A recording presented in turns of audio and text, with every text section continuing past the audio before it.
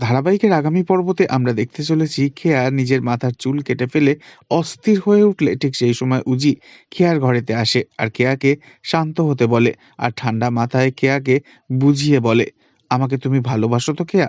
তাহলে বলো কি হয়েছে তোমার? তোমার মনে যা আছে সবটা আমায় খুলে বলো। চুলটা এভাবে কেন কেটে ফেললে?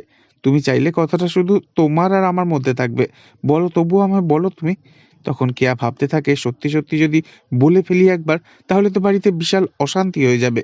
মেসোমশাইকে ঘাড় ধাক্কা দিয়ে বাড়ির থেকে বার করে দেবে ঋষি। বাড়িতে পুলিশ চলে আসবে।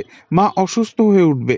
এই সমস্ত দুশ্চিন্তা আসার দরুন খেয়া তার সিদ্ধান্ত বদলায়, আবারও আড়াল করে ফেলে সবটা। উজি তখন প্রশ্ন করলে খেয়া বলে, আমার কিছু হয়নি।